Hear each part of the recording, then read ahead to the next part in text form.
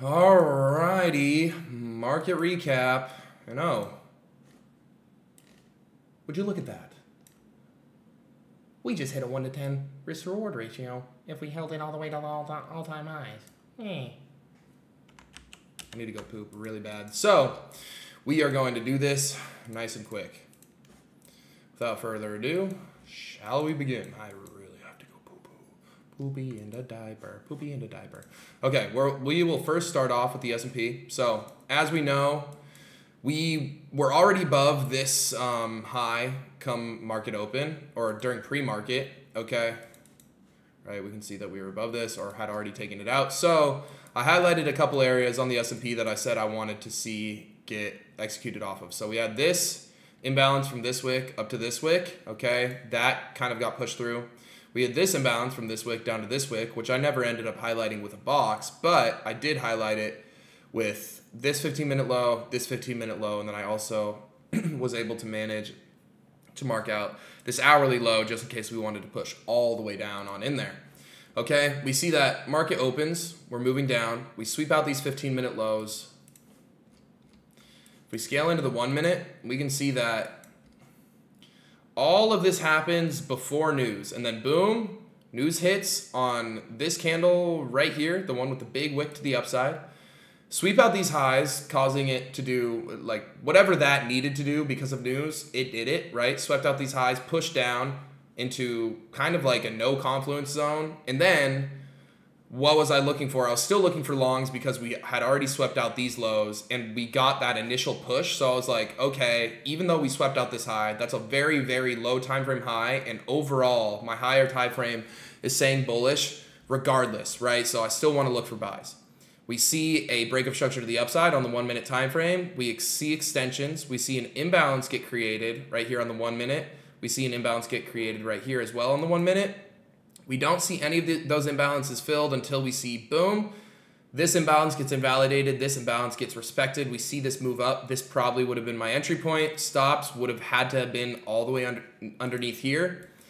And then I did like mock take profit points, 1, 2, 3, and 4 for this mock trade, and all of them ended up getting hit.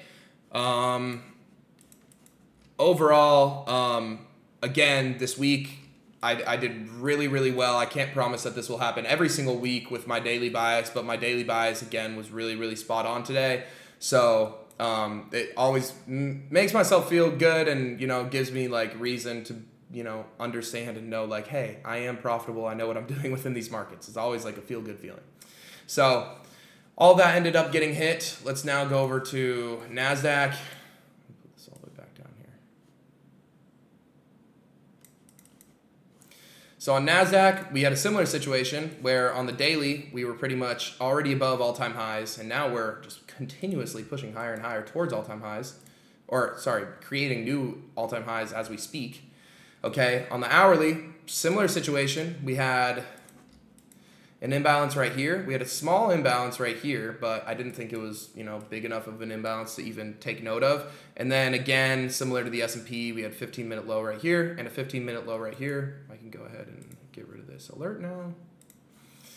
So the trade's already done. So we see market open.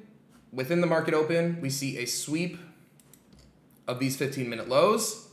And then during that whole time, we kind of see chop to the upside. But if you watch the live trade video, you'll see me pretty much saying, I don't care, I don't care, I don't care, I don't care. Because news didn't come out yet. We see news come out with this candle. Same situation with the S&P. We get a very, very low time frame sweep. Okay, and then we get a push down. We never end up taking out these lows. We revisit the price that liquidity was swept on with this. And then we see a break of structure to the upside. We see an imbalance get formed. We see it push into the imbalance. We see a rejection. This was the candlestick that we entered off of. Stops were underneath this low right here, plus like 2 or 3 ticks. Okay, and then from there, take profits were pretty simple. I just did them off the 5-minute time frame because I thought that, you know, just extending this all the way as the first take profit and then having literally just the all-time highs as my only take profit, and then just like having to create take profits along the way up, I wasn't really a fan of that. So I was like, look, I have a good enough risk to reward on this where I can set 5-minute highs along the way as some confluence for, you know, maybe a reversal or whatever. With this as final take profits is just all-time highs. So we did end up seeing price come in here, reject it. We got a bit dip back down, filled it again, boom, we rally. We take out this 5-minute high, we hit take profit 1, hit take profit 2 very shortly, and hit final take profit right after that, closing me out fully for pretty much an all green week. We didn't have a single red day, which is awesome. We did have one losing trade, but on that same day, we ended up taking a winning trade, which helped us cover the losses that we took. So yeah, man, overall, really awesome week. I don't think that I could have traded, you know, any better today. I was really, really patient, and I wasn't scared of, you know, prelim consumer sentiment. Like I said, you know, if you guys watched yesterday's market recap, I was like, yo, this day usually fucks me over. And hey, man, I finally got the best of my rival and was able to catch a dub today. So good work. I'll upload like a weekly analysis video on Sunday, so we can kind of go over what I expect on the higher time frames for the week. And we'll also go over Bitcoin on that day because I like to do weekly analysis on Bitcoin. And then we'll jump right back into it with our daily bias, live trades, and market recap on Monday. Okay? Hopefully you guys are enjoying these videos. Hopefully you guys are learning from these videos. Again, are they really, really exciting, brand new strategy, this and that? No, but are these videos going to be the key to your success in turning profitable? I full-heartedly believe that. You know, I told you guys that I was kind of done with the Mr. Beast bullshit, and this is me doing that and pretty much saying, fuck the politics. Let's give the people what's actually going to help them learn how to trade instead of giving them, you know, 10 different strategy videos and, you know, get them confused with different concepts and all that. Let's keep this shit simple. Let's break it down to, you know, before, during, and after. That's why we have daily bias. That's why I have the live trade, and that's why we have the market recap, so we can see our thought process before the trade, during the trade, while we are trading, and then after, so we can see in hindsight how we did, how could we have done better, and how we can improve. So thank you guys. I appreciate everybody who has been watching these. Hopefully we can continue to grow. If you guys haven't already done so, I'd love it if you guys just recommended my page to other people who are wanting to learn, and, you know, just simply direct them to the YouTube. Just be like, look, you know, this guy gives out his daily bias, his, you know, live trades, and his market recap every single day that he's trading.